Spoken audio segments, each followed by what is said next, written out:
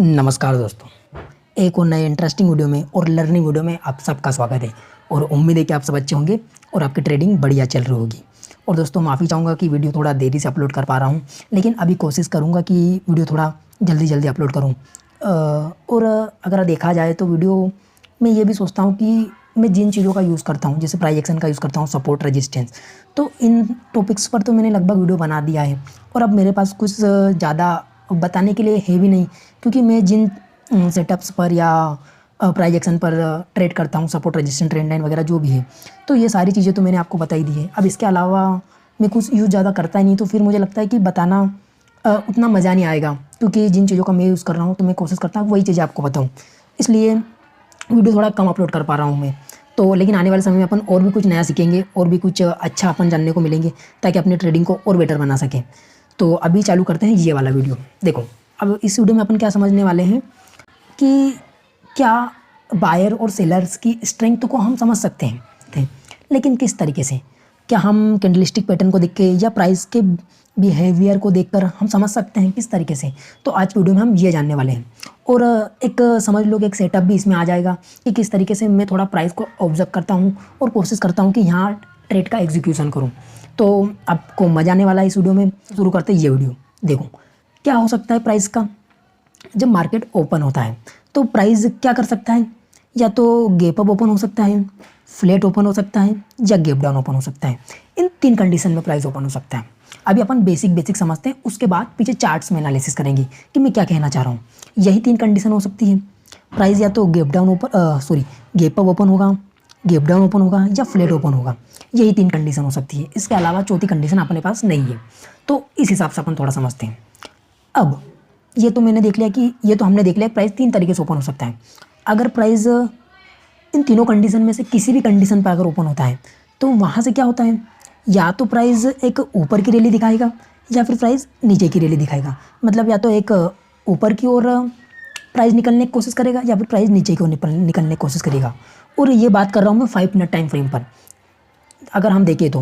और जो एक रैली रहती है अप ट्रेंड या डाउन ट्रेंड की, ये लगभग 10 या सवा 10 बजे तक एक रैली पूरी कंप्लीट कर देती है। उसके बाद क्या करता है प्राइस? एक होल्ड लेने की कोशिश करता है।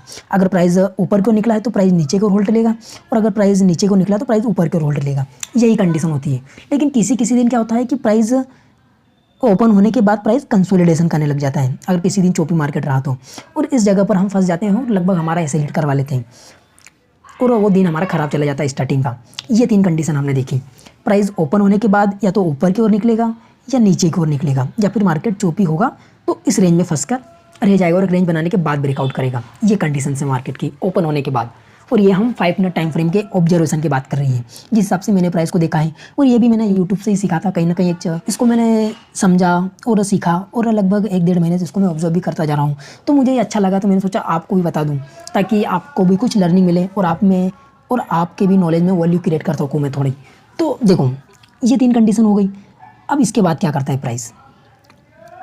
प्राइस में अगर ऊपर की ओर निकलता है, और अगर 10 या सवा 10 बजे तक अगर ये होल्ड लेता है, होल्ड मतलब अगर ऊपर गया तो एक नीचे की ओर पुल बैक, और पुल बैक लेने के बाद हम देखते हैं कि बायर की स्ट्रेंथ ज़्यादा है या सेलर की स्ट्रेंथ ज़्यादा है।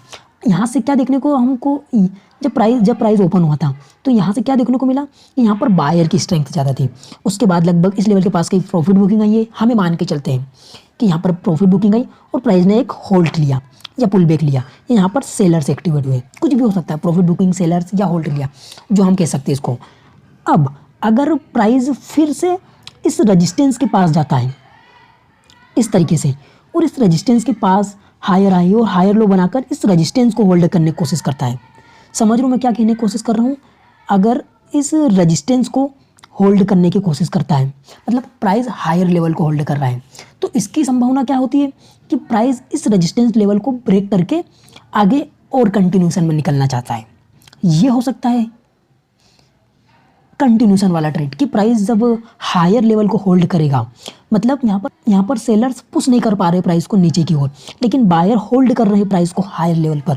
तो यहाँ पर हमें बायर की स्ट्रेंथ देखने को मिलती है कि बायर ऊपर की ओर प्राइस को निकालना चाहता है।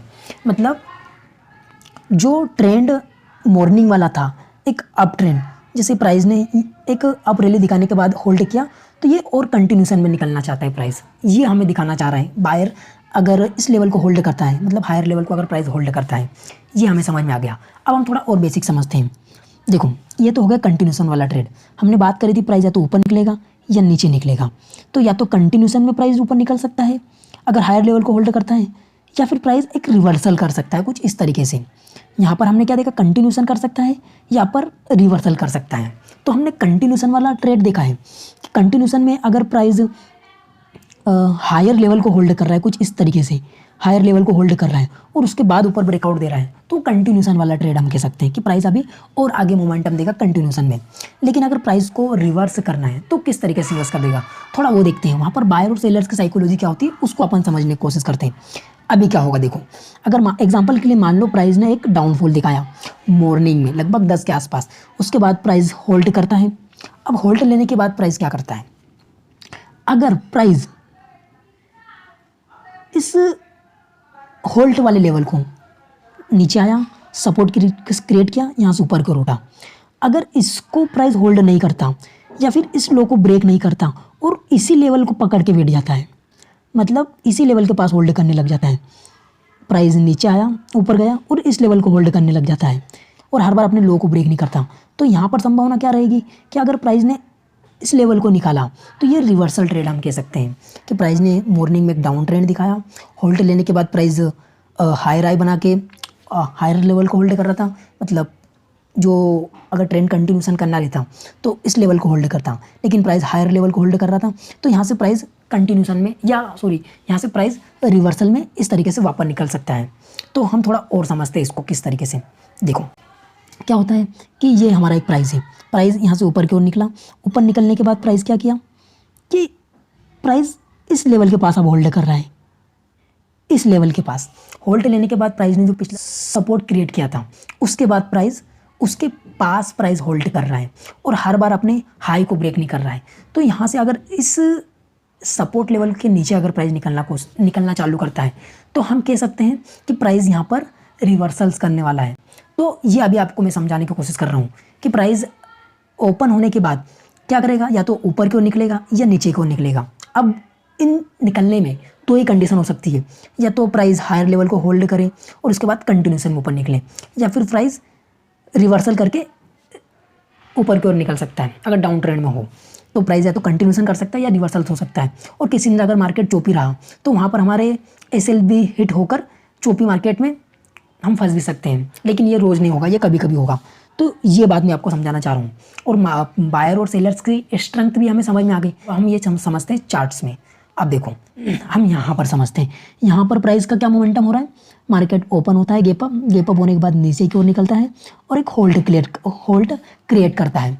अब वो होल्ड क्रिएट करने के बाद मतलब पुल बैक लेने के बाद प्राइस क्या करता है कि अपने हायर लेवल को नहीं निकाल पा रहा है और प्राइस अपने सपोर्ट के पास ट्रेड कर रहा है।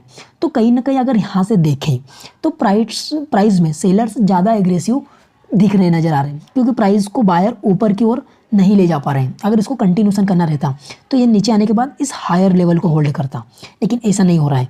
यहाँ पर क्या देखने को मिल रहा है हमें कि ये इस लेवल को होल्ड कर रहा है, मतलब सपोर्ट लेवल को, और हर बार अपने हाई को ब्रेक नहीं कर रहा है। और जैसे इसके नीचे निकलता है प्राइस नीचे को मोमेंटम दिखाता है। लेकिन कभी कभी क्या होता है कि मार्केट विप्सो भी कर सकता है, मतलब जिस डायरेक्शन में इसको जाना चाहिए वहाँ डायरेक्शन में न जाकर जिन्होंने भी एंट्री ली या प्राइस एक्शन के हिसाब से एंट्री बनाते हैं उनका एसिलेट करके फिर से नीचे को निकल सकता है। तो इस तरीके से प्राइस को हम समझते हैं। अब हम और एक दो दिन देखते हैं पिछला कि किस तरीके से मोमेंटम होता है। कौन सा वाला दिन, यहाँ से देखते हैं। यहाँ पर क्या होता है प्राइस, देखो यहाँ पर क्या हुआ, एक डाउन ट्रेंड की रैली दिखाई या मार्केट ने अप ट्रेंड की रैली दिखाई। जैसे यहाँ पर हम देखें प्राइस यहाँ कंसोलिडेशन किया गया, 2-3 प्राइस यहाँ पर कंसोलिडेशन करता है, 2 या 3 रेड कैंडल बनाने के बाद प्राइस ऊपर की ओर निकलता है, ऊपर की ओर निकला। अब ऊपर की ओर निकलने के बाद प्राइस क्या करता है कि अपने हायर लेवल को होल्ड नहीं कर पाता और प्राइस नीचे की ओर निकलना चालू करता है इस तरीके से। तो अगर हम यहाँ पर नज़र डालें तो प्राइस क्या कर रहा है कि हायर लेवल को न होल्ड करके अपने जो एक सपोर्ट बनाया था उसको होल्ड कर रहा है। तो जैसे ही प्राइस इसके अगर नीचे निकलना चालू करता है तो प्राइस एक्शन चेंज होगा और प्राइस नीचे की ओर मोमेंटम दिखाएगा। फिर ये हो गई बात जो अभी हमने समझा उस हिसाब से। अब हम और पीछे चार्ट में देखते हैं, टाइम फ्रेम 5 मिनट का हम देख रहे हैं। अब जैसे यहाँ पर देखते हैं, यहाँ पर प्राइस ने क्या किया, वही सेम कंडीशन पिछले दिन वाला, प्राइस एक ऊपर की ओर रैली दिखाता है उसके बाद एक होल्ड क्रिएट करता है। होल्ड क्रिएट करने के बाद प्राइस क्या करता है, सपोर्ट लेवल को होल्ड करता है। हायर लेवल से तो रिजेक्शन मिल जाता है सेलर्स के द्वारा, लेकिन ये सपोर्ट लेवल के पास होल्ड करता है। होल्ड करने के बाद फिर नीचे को निकलता है। अब आप ये बोलोगे कि भैया ये तो लगभग 10 या 10:15 के आसपास होगा, तब तक हम क्या करें? तब तक हमको वेट करना है कि जब तक प्राइस एक रैली दिखाए, पुल बैक ले, उसके बाद हम सेव एंट्री करें, ताकि ज़्यादा हमारे एसएल भी नहीं जाए और हम प्राइस को आसानी से समझ सकें और बायर और सेलर्स की स्ट्रेंथ को पकड़ सकें। तो हमें और बेटर क्वालिटी की ट्रेड देखने को मिलेंगे और हमारी ट्रेडिंग की प्रोबेबिलिटी है और जो हमारे ट्रेडिंग करने का नज़रिया है वो बदल जाएगा। हम कम ट्रेड देखेंगे लेकिन सही ट्रेड देखेंगे, वो भी पेशेंस के साथ। और आपने सुना भी होगा कि ट्रेडिंग में पेशेंस कितना इंपॉर्टेंट रखता है। यहाँ पर भी सेम कंडीशन हमें देखने को मिलेगी, लगभग उसी तरह कंडीशन। देखो क्या होता है प्राइस में कि मार्केट ओपन होता है। अब ओपन होने के बाद एक डाउनफॉल दिखाता है और डाउनफॉल दिखाने के बाद प्राइस क्या करता है, एक सपोर्ट क्रिएट करता है। अगर हम यहाँ पर ध्यान से देखें तो प्राइस यहाँ पर सपोर्ट क्रिएट करता है इस लेवल के पास में, और सपोर्ट क्रिएट करने के बाद क्या करता है कि एक छोटा सा पुल बैक लेता है, माने एक होल्ड लेता है, लगभग 10:15 या 10:45 के आसपास।